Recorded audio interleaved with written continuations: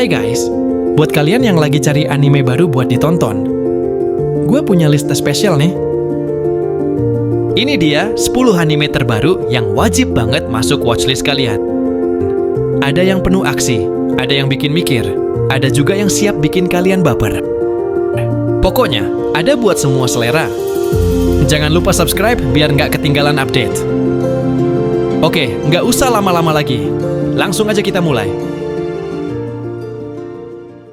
Yang pertama ada anime Tying the Knot with an Amagami Sister. Anime harem dengan sentuhan takdir. Bayangkan ini, kamu fokus belajar, bercita-cita jadi dokter, tapi tiba-tiba boom!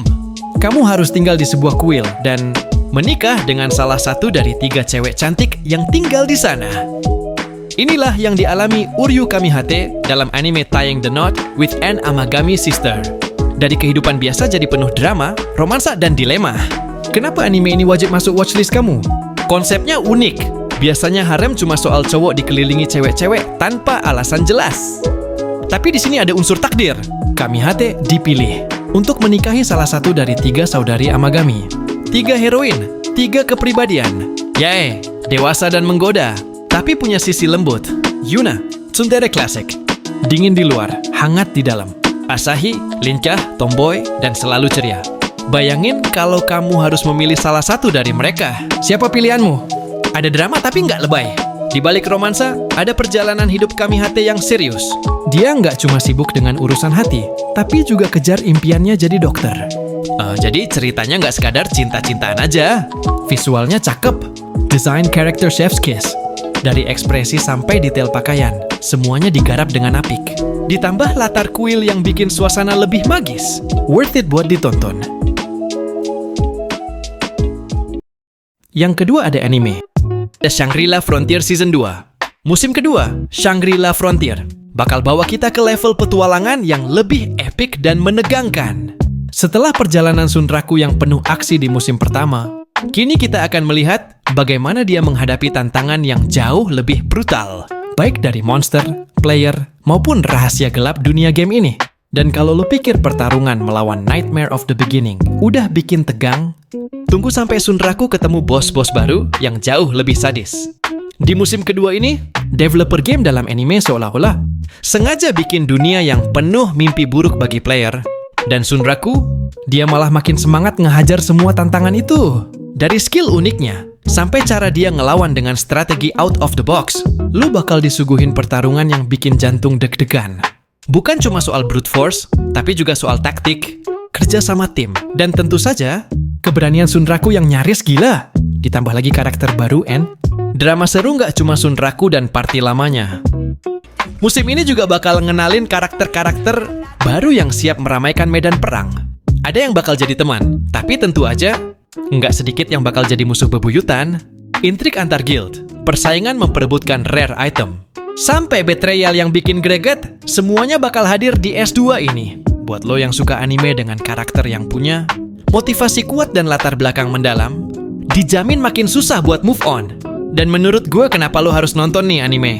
Kalau lo penggemar anime dengan vibe game seperti Sword Art Online, Log Horizon atau Overlord, tapi pengen sesuatu yang lebih fresh dan penuh kejutan, Shangri-La Frontier S2 adalah jawaban yang lo cari. Storytelling yang enggak basi bikin anime, ini wajib masuk watchlist lo. Plus, Sunraku bukan karakter OP yang membosankan. Dia tipe MC yang menang bukan karena kekuatan dewa, tapi karena skill, kerja keras, dan passion gaming yang enggak ada matinya.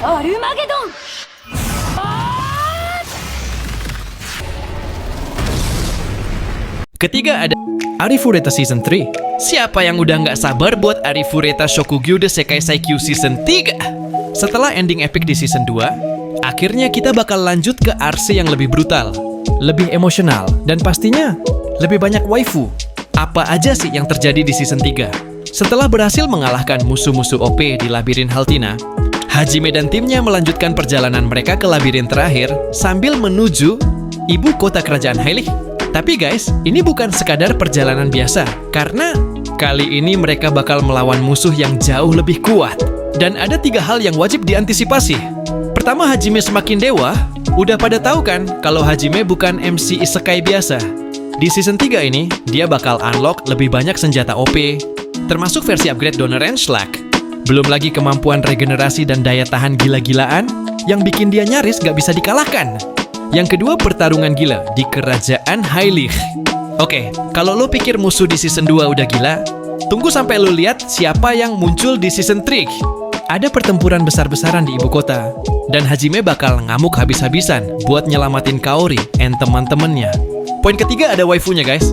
You masih jadi best girl, tapi Shea, Kaori, dan bahkan Tio makin terang-terangan buat dapetin Hajime. Siap-siap buat momen-momen random yang makin kocak di tengah suasana tegang. Untuk animasi dan OST bakal level up. Studio Asriad dan Mother Studio. Kali ini bakal all out buat ngasih kita animasi pertarungan yang lebih epic dari sebelumnya. Ditambah OST yang makin megah, terutama buat scene pertempuran pamungkas. Kesimpulannya, kalau lo udah suka Arifureta, season 3 ini bakal bikin lo makin hype. Pertarungan lebih brutal, karakter makin berkembang, dan pastinya cerita makin intens.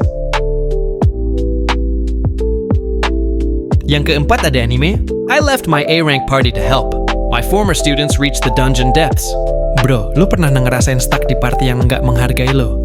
Nah, bayangin kalau lu adalah seorang petualang OP, tapi party lu cuma manfaatin skill lu doang. Begitulah yang dialami sama Lloyd, MC kita di anime I left my A-rank party to help my former students reach the dungeon depths. Jadi gini, Lloyd tuh mantan instruktur petualang. Dia dulu ngajarin banyak murid-murid berbakat. Tapi sayangnya, pas dia masuk party A-rank, dia malah jadi kayak tukang bersih-bersih doang. Udah bosen, kesel, akhirnya dia resign dan balik ke jalur yang dia suka, ngembangin anak-anak didiknya sendiri. Dan gila sih, murid-murid yang dulu dianggap nggak berbakat, di tangan Lloyd jadi monster semua. Dari yang nggak bisa casting magic, tiba-tiba bisa ngehajar boss dungeon. Dari yang cupu jadi badass. Mereka bertekad buat ngalahin batas yang bahkan petualang A-rank aja nggak berani sentuh. Anime ini bukan sekadar tentang MCOP yang ngebantai musuh, tapi lebih ke proses mentoring yang satisfying banget. Lo bakal lihat gimana Lloyd ngebimbing murid-muridnya, ngajarin strategi, ngeboost mental mereka, sampai akhirnya mereka bisa pecahin rekor dungeon. Visualnya, character development, momennya, bikin lo tepuk jidat pels merinding.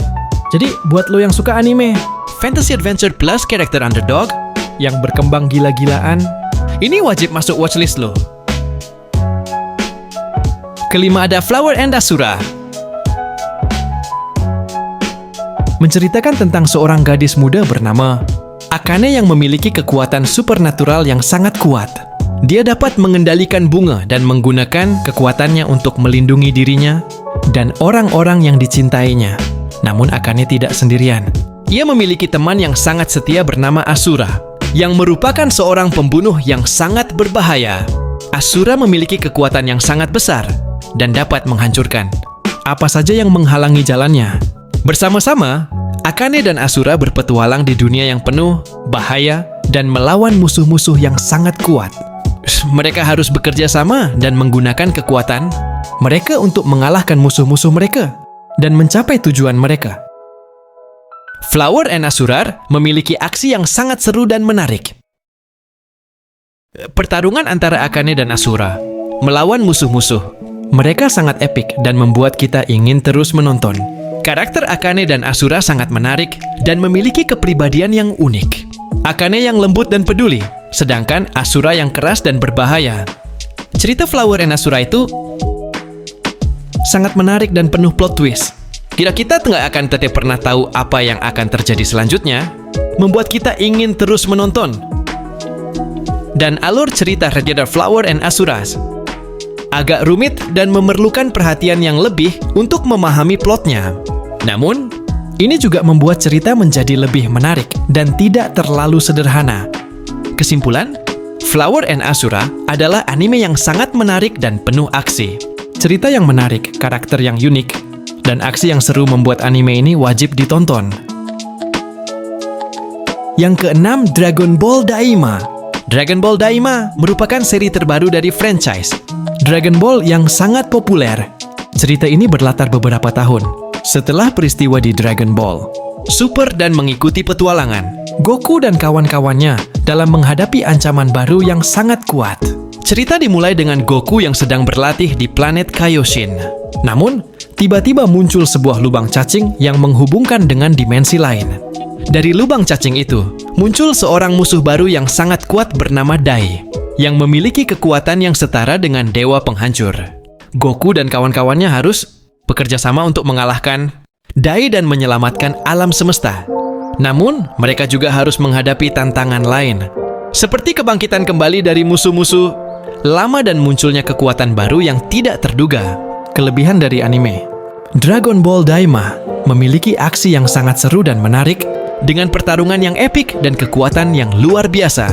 Cerita Dragon Ball Daima sangat menarik dan penuh plot twist dengan munculnya musuh baru dan kekuatan yang tidak terduga.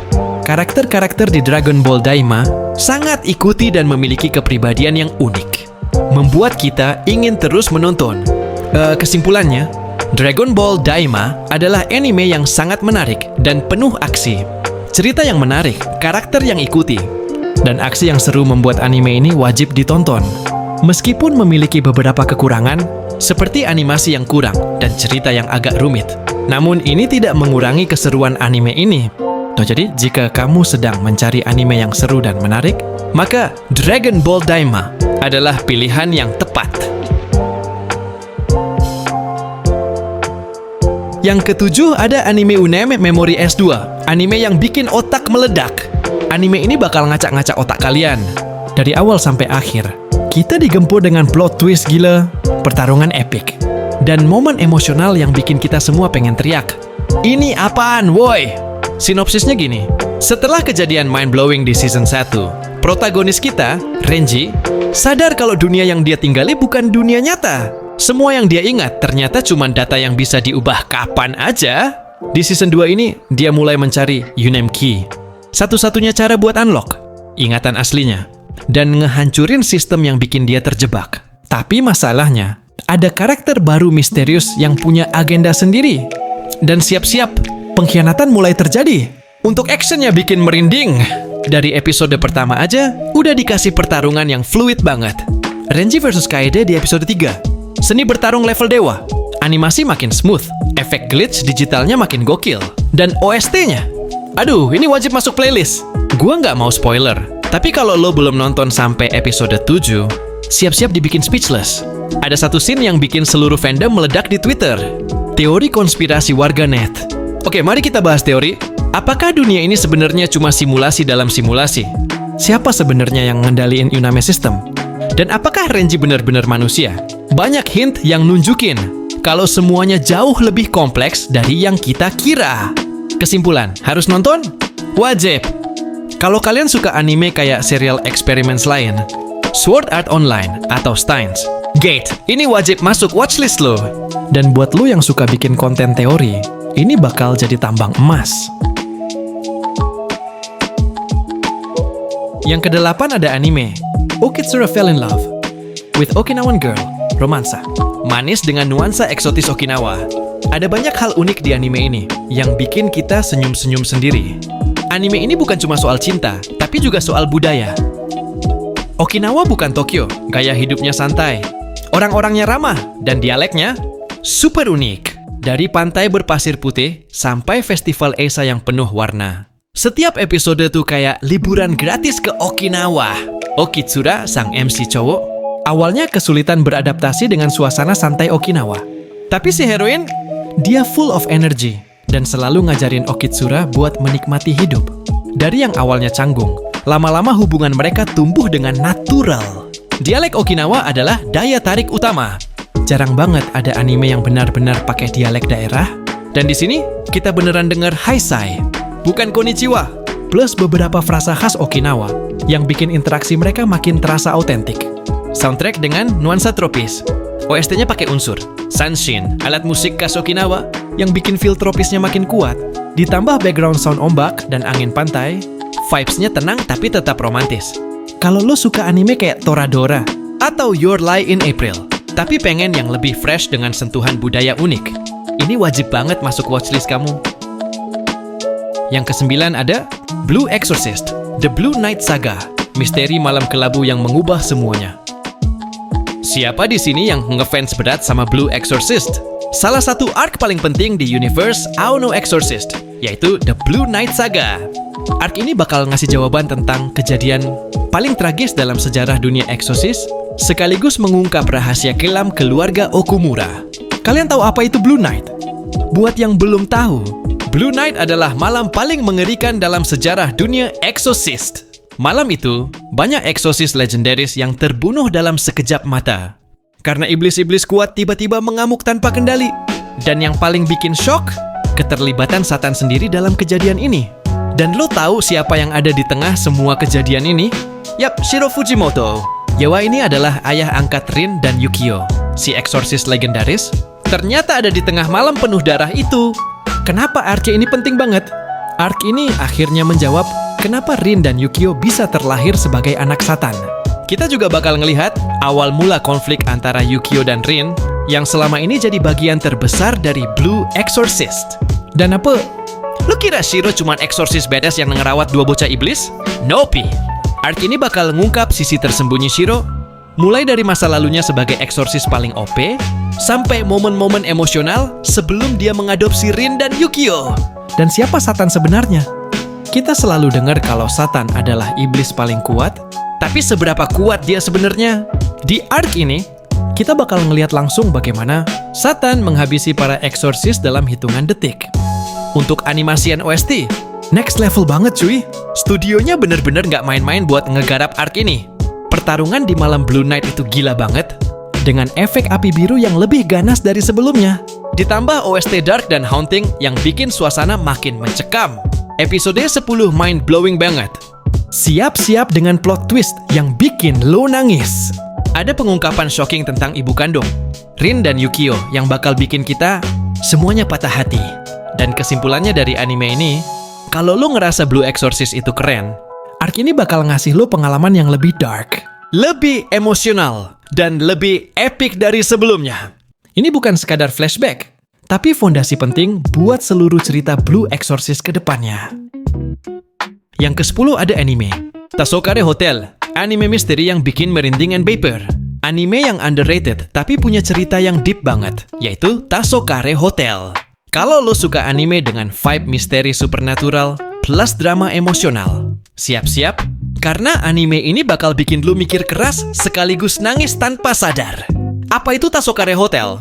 Tasokare Hotel bukan sembarang hotel biasa. Ini adalah tempat antara dunia hidup dan mati.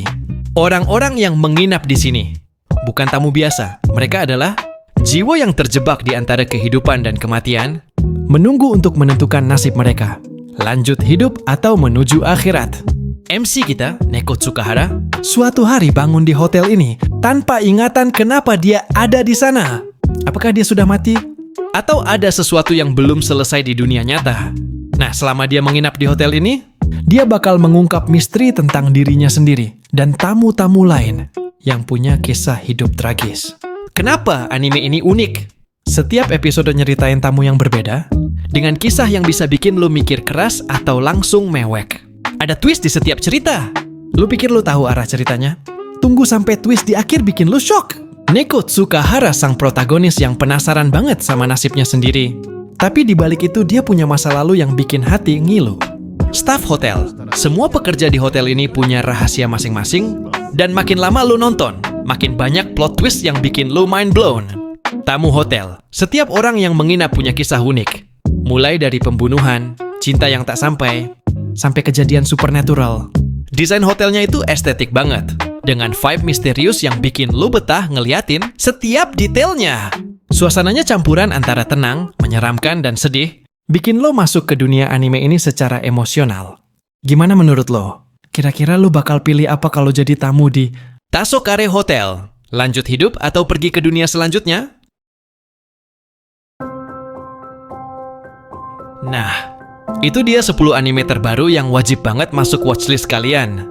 Dari yang penuh aksi sampai yang bikin baper, mana yang paling kalian tunggu? Kalau ada anime yang kalian rekomendasikan, atau pengen gue bahas di video berikutnya, langsung aja tulis di kolom komentar. Jangan lupa like, subscribe, dan nyalain loncengnya biar kalian nggak ketinggalan update anime terbaru dari gue. Sampai jumpa di video selanjutnya. Stay chill dan enjoy anime kalian.